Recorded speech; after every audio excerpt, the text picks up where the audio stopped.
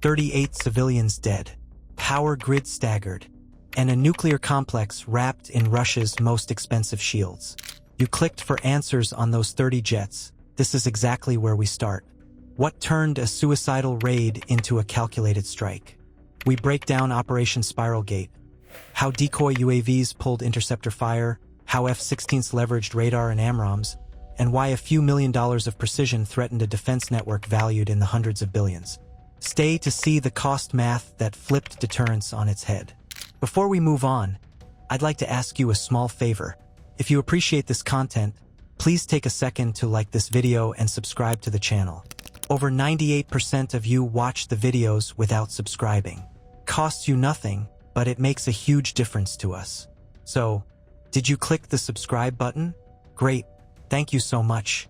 Now back to the video. Ukraine's homemade suicide drones are now launched in the dead of night and can fly further than ever, inflicting chaos on Russia. Simple bodies are a reflection of the country's no-frills philosophy to warfare and have become a source of national pride to Ukraine. It's double the distance of traditional drones. The impressive devices are built from random parts in a network of Ukraine's workshops.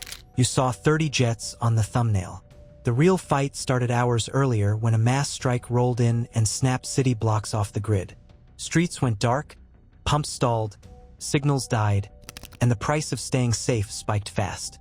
Dozens of cruise missiles and Shahid-type drones came in waves, offset in time and altitude, forcing crews to chase tracks across multiple urban centers. Fire teams raced between sites while grid operators shed load to keep frequency stable. Every minute a new alarm. Every minute a new bill.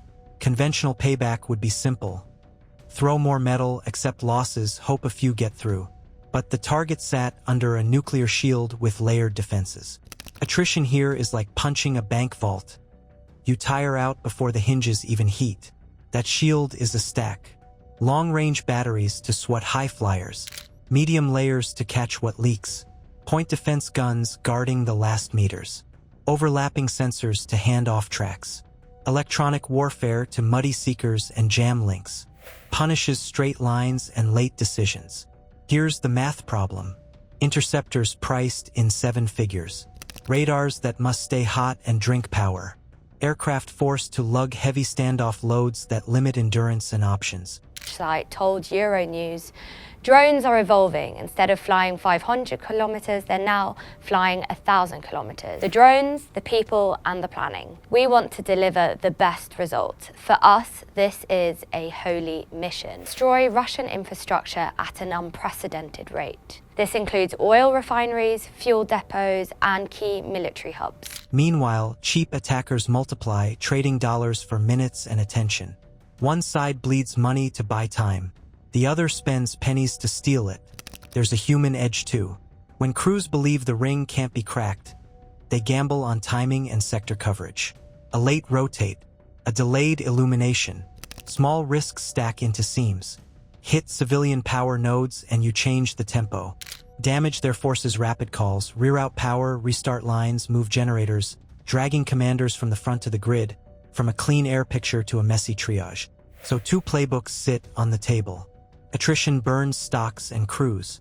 Precision studies the net, tags the weak link, and pokes it on a clock the defender hates. A military tugboat, believed to be the BUK 2190, was also struck in Sevastopol Bay. In 2014, has become a frequent target of Ukrainian strikes since the start of the full-scale invasion in 2022, reported destroying the radar of a Russian S-300 air defense system at the Saki airfield in western Crimea on September 1st. The core problem wasn't crossing a SAM belt.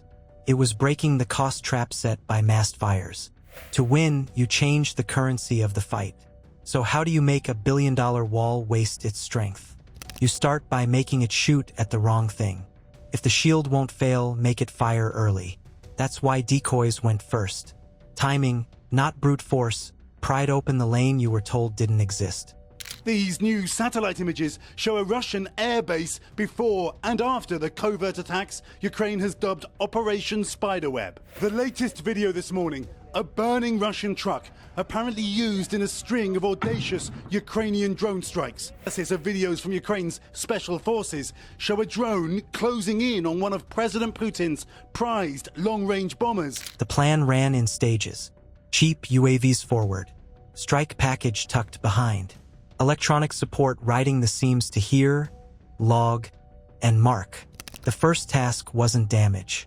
It was exposure, force the net to light up, then read it like a map.